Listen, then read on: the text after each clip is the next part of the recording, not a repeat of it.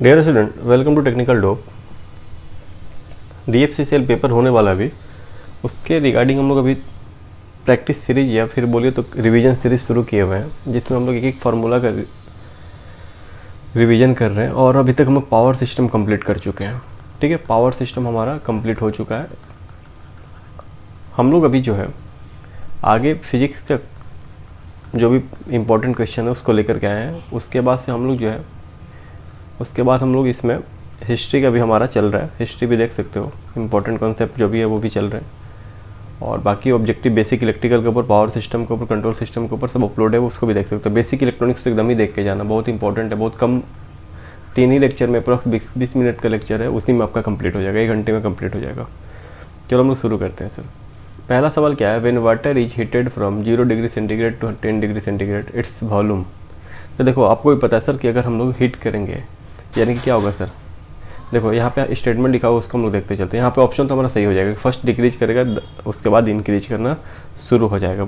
ठीक है, तो कैसा होता क्यों है, यहाँ पे लिखा हुआ कि an increases in temperature increase the volume of most liquid slightly and consequently decrease the liquid density. ठीक है, but the behaviour of water from 0 degree to 4 degree centigrade is just opposite.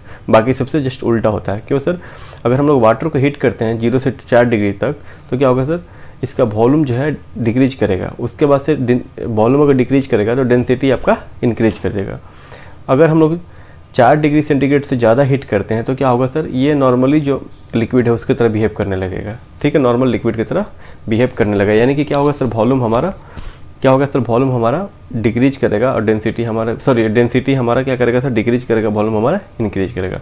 Which means its volume increases and density decreases. आगे लिखा हुआ भी है, clear है। यानी कि हमको सिंपल इतना समझना है सर, 0 डिग्री से 4 डिग्री सेंटीग्रेड तक जस्ट ये उल्टा बिहेव करेगा। कौन सा, वाटर। यानी कि क्या होगा सर, 0 डिग्री से 4 डिग्री तक इसका क्या होगा सर, वॉल्यूम क्या होगा, वॉल्यूम हमारा जो होगा वॉल्यूम डिक्रीज करेगा। ठीक है, वॉल्यूम डिक्रीज करेगा। 4 डिग्री से लेकर के ज़्यादा आगे बढ़ेंगे तो इसका वॉल्यूम जो है इंक्रीज करेगा, डेंसिटी हमारा डिक्रीज करेगा। ठीक है, या मैं उल्टा बोल दिया, सॉरी। वॉल्यूम इंक्रीज करेगा और डेंसिटी डिक्रीज करेगा। ठीक है, 4 डिग्री से ज़्यादा, क्लियर है। वॉल्यूम इंक्रीज करेगा और डेंसिटी हमारा डिक्रीज करेगा। ठीक है, सही बोला था मैं। यानी कि आपको नॉर्मली जो है 0 से 4 डिग्री तक ही नॉर्मल इसको एक्सेप्शन केस में लेना है। 4 डिग्री से ज़्यादा इसको जो है नॉर्मल लिक्विड की तरह बिहेव करने लगा। यानी 0 से 4 डिग्री स्पेशल केस है। 0 से 4 डिग्री स्पेशल केस क्या है, अगर टेम्परेचर बढ़ा रहे हो तो क्या होगा, आपका टेम्परेचर बढ़ाओगे तो आपका वॉल्यूम जो है वो क्या करेगा सर, फर्स्ट डिक्रीज करेगा। ठीक है, 4 डिग्री से आगे बढ़ोगे तो इसका क्या होगा सर, वॉल्यूम हमारा इंक्रीज कर जाएगा। नॉर्मल लिक्विड्स में हमारा सेकेंड वाला रूल ही फॉलो होता है, क्लियर है। चलिए नेक्स्ट देखते हैं। Which one of the following changes occur when salt is added into the water. अगर हम लोग पानी में सॉल्ट को ऐड करते हैं तो क्या सर होगा सर, वो चीज़ यहाँ पे पूछ रहा है। तो पहला लिखा हुआ कि हमारे देखो ऑप्शन में हम लोग डायरेक्ट जाते हैं, तो लिखा हुआ कि boiling point is increase and freezing point decrease. ऐसा क्यों होता है, मतलब बॉइलिंग पॉइंट क्या होगा सर, बॉइलिंग पॉइंट हमारा इंक्रीज कर जाएगा। ठीक है, यही बोल रहा है कि अगर हम लोग वाटर में सॉल्ट को ऐड करते हैं तो बॉइलिंग पॉइंट इंक्रीज कर जाएगा। ऐसा क्यों होता है, देखो अगर हम लोग सॉल्ट को ऐड करते हैं वाटर में तो बॉइलिंग पॉइंट हमारा वाटर का इंक्रीज करता है, ये लिखा हुआ है। ठीक है, उसके बाद से this happens as the boiling point is the temperature at which the vapor pressure of solvent becomes equal to the external atmospheric pressure, clear है। Similarly it also decreases the freezing point which in turn will interfere with frozen solutions crystal structure। इतना कुछ समझने का जरूरत नहीं है, बस क्या समझना है कि सर हमारा बॉइलिंग पॉइंट होता है इंक्रीज कर जाता है और फ्रीजिंग पॉइंट डिक्रीज कर जाता है, क्योंकि इंपॉर्टेंट है। अब क्या लिखा होगा कि एक्सपेंशन ड्यूरिंग हीटिंग, हमारा हीटिंग के समय एक्सपेंशन कैसे होगा, तो हमारा क्या होगा सर, डिक्रीज करेगा डेंसिटी ऑफ द मटेरियल। क्या करेगा सर, हीटिंग में हम लोग का क्या, एक्सपेंशन ड्यूरिंग हीटिंग में क्या होगा, डिक्रीज करेगा डेंसिटी ऑफ मटेरियल। यहाँ पे आपको फार्मूला लिखा हुआ, density is defined as the ratio between the mass और वॉल्यूम, और मास पर यूनिट वॉल्यूम ये सबको पता है। यानी कि हम लोग बोल सकते हैं कि टेम्परेचर अगर इंक्रीज करेगा तो मोस्ट मटेरियल एक्सपेंड और इंक्रीज देयर वॉल्यूम, क्लियर है। This result in decrease in density. ठीक है, चलो नेक्स्ट सवाल क्या है कि which one of the following is use as antifreeze for the automobile engines. यानी कि हमारा इथिलीन ग्लाइकोल जो है ये एंटी फ्रीज की तरह यूज होता है ऑटोमोबाइल में। ठीक है, यानी कि इथिलीन ग्लाइकोल क्या है सर, ऑर्गेनिक मोलिक्यूल है, most widely use as antifreeze in automobile engines. ठीक है, एंड इंडस्ट्रियल सॉल्वेंट। इसको हमेशा याद रखोगे, इंपॉर्टेंट सवाल है, कभी कभी एग्जाम में पूछ लेता है। When it is mixed with water the freezing point of the mixture is depressed.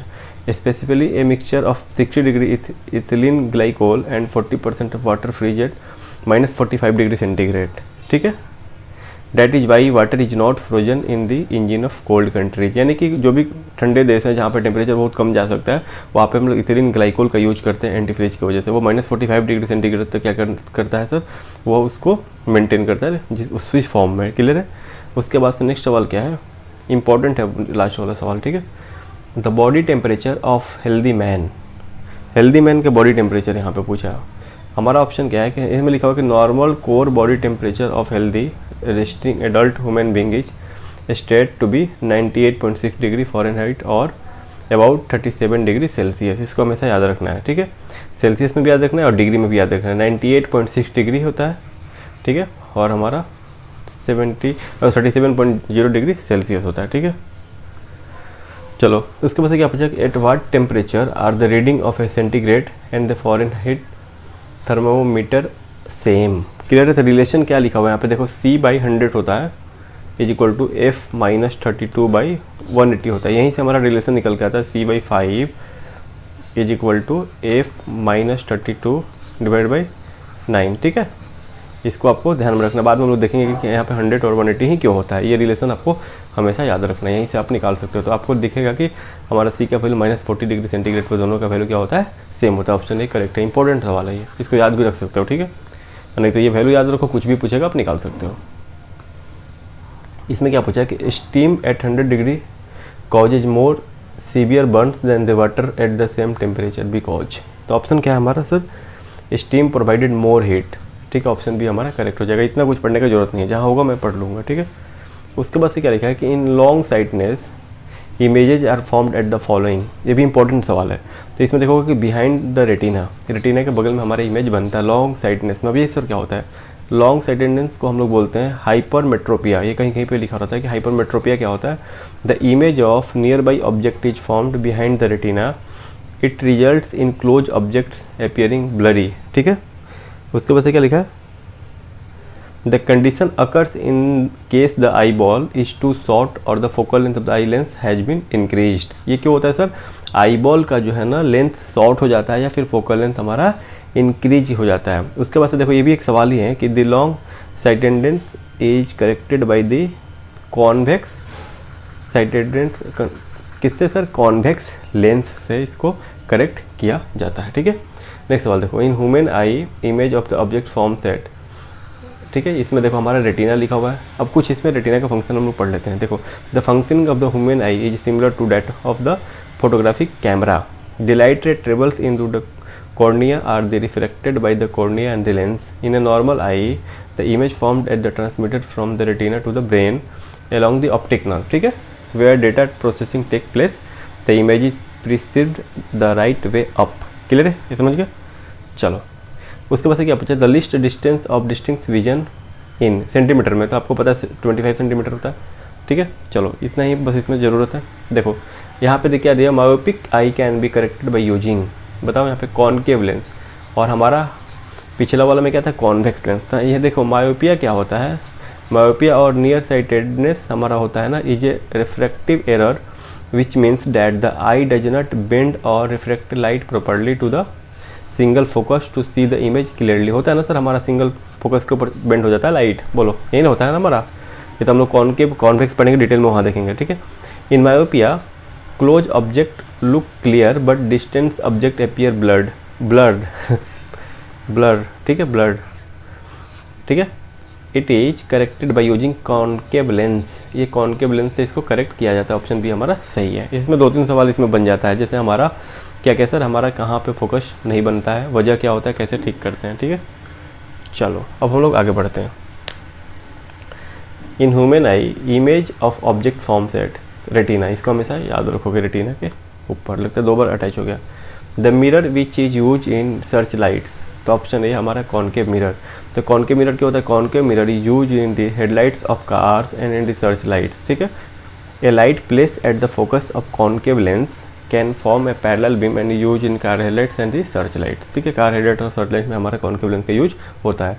The minimum height of a plane mirror to see the full size image of a person is equal to the half of the height of the person. ठीक है, half of the height of the person, मतलब half height का भी रहेगा person का, तो हम लोग उसमें फुल इमेज देख सकते हैं। ठीक है, चलो, an air bubble is water will act like a concave lens. ठीक है, चलो, कॉन्केव लेंस को डाइवर्जेंट लेंस भी बोला जाता है, इसको हमेशा याद रखोगे। The refractive index of water is more than that of air, इसको भी याद रखोगे। ये सब सारे सवाल पॉइंट बनते हैं। Light is made of 7 colours, what is method of separating the colours, तो the colour can be separated by a prism. ठीक है, ये पता है। ठीक है, तो यहाँ पे लिखा हुआ है कलर को हम लोग प्रिज्म से सेपरेट कर सकते हैं। The white colour is made of all 7 colour. ठीक है, when it pass through a prism due to different wavelength, different colour of light is reflected by a different amount. Clear है, wavelength की वजह से different amount से वो reflected होता है। How many image will be formed if a point light source is placed between 2 parallel plane mirrors, तो यहाँ पे इन्फिनिटी हो जाएगा, एक फार्मूला होता है, उसको हम लोग देखेंगे। ठीक है, चलो नेक्स्ट क्या है, in a driving car which type of mirror do you like to use for observing traffic at your back, तो हमारा कॉन्वेक्स मिरर। ठीक है, कॉन्वेक्स मिरर। ठीक है, क्योंकि कॉन्वेक्स मिरर क्या करता है, वाइडर फील्ड ऑफ व्यू देता है। ठीक है, यहाँ पे लिखा हुआ है as compare to plane mirror. ठीक है, सेम साइज का अगर प्लेन मिरर ले रहे हो और कॉन्वेक्स मिरर ले रहे हो तो हमारा वो ज़्यादा साइड व्यू देगा। ठीक है, फॉर सेविंग वन यूज, हमारा कॉनकेव मिरर में हमारा सेविंग वाला यूज होता है। ठीक है, अब चलिए नेक्स्ट बढ़ते हैं। The red colour of the sun at the sunset and sunrise is due to scattering of light. The sun appears red during a sunset due to scattering of light. Astronaut see the colour of the sky is black. ठीक है, ये सब चीज़ आपको ध्यान में रखना है। The sky appears blue due to, क्यों sir, blue colour is scattered most. ठीक है, अब देखो, red light signal is use as a danger signal because, वजह क्या है सर, रेड लाइट हमारा लिस्ट स्कैटर्ड होता है। ठीक है, यानी कि sky appears blue due to blue colour is scattered most. Clear है, चूज द करेक्ट स्टेटमेंट, तो हमारा wavelength of red light is more then the violet. VIBGYOR आपको याद ही होगा, violet, indigo, blue, green, yellow, orange, red. ठीक है, in the order of increasing wavelength of the various colored light, where the violet colored light has the minimum, red colored light has the maximum wavelength।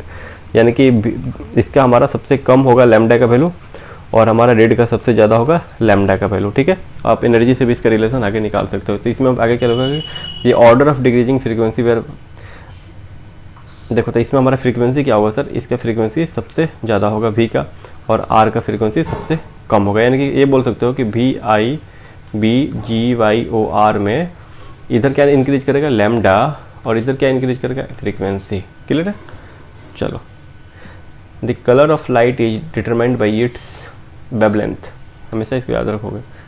ठीक है, तो यहाँ तक हमारा complete हो गया। हम लोग कुछ थ्योरी भी पढ़े हैं इसमें, और इसका अगर होगा तो एक और पार्ट लेकर के आएंगे। और फिजिक्स का हो गया, अब हम लोग केमिस्ट्री का फिर लाएंगे, और हिस्ट्री, पॉलिटी सब का लाएंगे कि कम से कम इसमें ये तो जरूर है कि कम से कम 20-25 क्वेश्चन भी देख रहे हो, तो आपका अगर 2-3 भी हो जा रहा है तो बहुत ही काफ़ी है। मेरा यही कहना है कि ज़्यादा नहीं पढ़ो, कम ही पढ़ रहे हैं, लेकिन पूरा चुना हुआ क्वेश्चन है सारे। ठीक है, आप एक बार इसको देखोगे तब आपको लगेगा कि नहीं, ये प्रीवियस ईयर में पूछा हुआ होगा कहीं ना कहीं पे। ख़त्म करते हैं इस वीडियो को। वीडियो पसंद आने पे लाइक कीजिएगा, चैनल को सब्सक्राइब कीजिए, दोस्तों को भी शेयर कीजिए। Thank you.